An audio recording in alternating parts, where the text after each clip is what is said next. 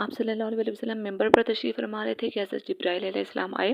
اور انہوں نے 3 چیزیں بیان کی جن پر آپ صلی اللہ علیہ وسلم نے آمین کہا۔ ان میں سے ایک یہ تھی کہ حضرت جبرائیل علیہ السلام نے فرمایا کہ تباہ و برباد ہو گیا وہ شخص جس کی زندگی میں رمضان المبارک آیا اور اس نے فائدہ نہ اٹھایا،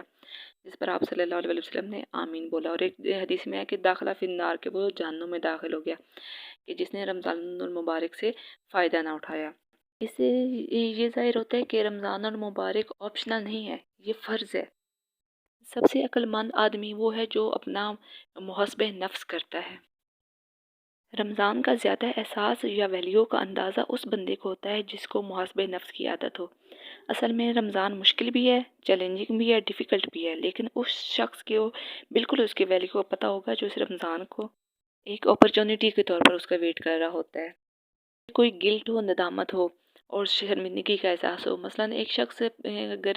پورے 11 مہینے گناہ کار ہوتا ہے تو اگر اس کے اندر محاسبہ نفس کی اسے عادت ہونا تو وہ اس ایک مہینے کا شدت سے ویٹ کر ہوتا ہے کہ یہ مہینہ آئے گا تو اس میں وہ زیادہ سے زیادہ اللہ تعالیٰ سے معافی مانگے گا، عبادات کرے گا، تاکہ جو اس نے جانے انجانے میں گناہ کیے ہیں نا وہ اس بابرکت مہینے کے صدقے، ان کے مطلب عبادات کے صدقے اللہ تعالیٰ اس کی بخشش فرما دیں گے، اس کے گناہوں کو معاف فرما دیں گے۔ اور یہ ایسے ہی ہے، فار ایگزامپل اللہ نہ کرے کوئی شخص کسی بڑی بیماری میں مبتلا ہوتا ہے اور اس کا ٹریٹمنٹ چل رہا ہوتا ہے، اسے کچھ ایکسرسائز بتائی جاتی ہیں جو مشکل ہوتی ہیں، ایون کہ اسے کٹس تک لگائے جاتے ہیں، مطلب ٹریٹمنٹ کے طور پہ آپریشن وغیرہ، اور لیکن وہ اس چیز کے لیے بالکل تیار ہوتا ہے کیونکہ اپنے ٹریٹمنٹ کے لیے، کیونکہ اس کا پرپس بہت بڑا ہوتا ہے، کیونکہ اسے ٹھیک ہونا ہوتا ہے، اس بیماری سے لڑنا ہوتا ہے، اس کے بعد اسے ٹھیک ہونا ہوتا ہے، اس لیے وہ آسانی سے مطلب اپنے ٹریٹمنٹ کروا لیتا ہے، کٹس لگوا لیتا ہے، پین کو برداشت کر لیتا ہے۔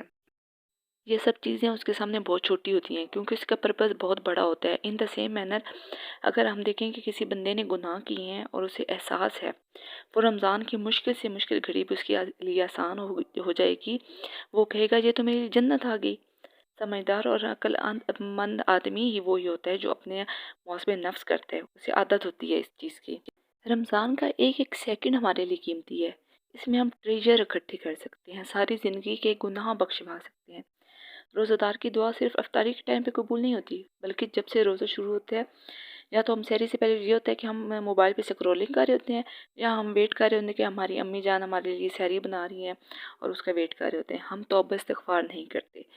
یہ کوالٹی ٹائم ہوتا ہے کہ لوگ اس ٹائم توبہ استغفار کا ورد کریں، زیادہ سے زیادہ ورد کریں اور ٹیک بینیفٹ آف دیٹ ٹائم۔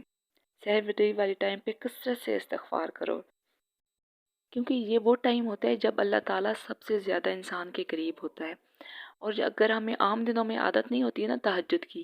تو رمضان ایک ایسا مہینہ ہوتا ہے کہ جس میں ہماری روٹین بن جاتی ہے، کم از کم ہم 30 دن تو تہجد پڑھ سکتے ہیں،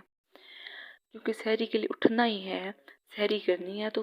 کیا ہے ہم 15-20 منٹ پہلے اٹھ لیں، سحری ٹائم سکھا لیں اور ہم نوافل پڑھ لیں اور زیادہ سے زیادہ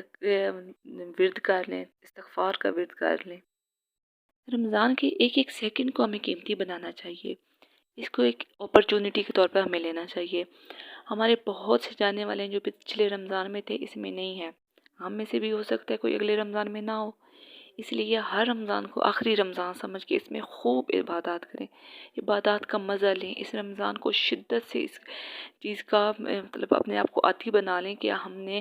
اس میں فضول کام نہیں کرنے، اپنے آپ کو مطلب رمضان کو ڈیفیکلٹ نہیں بنانا، ڈیفیکلٹ محسوس ہی نہیں کرنا، اس میں لذت پیدا کرنی ہے۔ اور اب تو رمضان آ بھی بہت اچھے موسم میں گیا ہے۔ رمضان صرف کھانے پینے کا مہینہ نہیں ہے کہ آپ ڈیفرنٹ ڈشز بنائیں اور زیادہ سے زیادہ مقابلہ بازی کریں کہ کھانے میں ہم نے یہ بنایا، آپ نے وہ بنایا۔ رمضان عبادات کا مہینہ ہے، اپنے نفس کو پاک کرنے کا مہینہ ہے۔ اپنا بہت سا خیال رکھیے گا، دعا میں یاد رکھیے گا۔ اللہ حافظ۔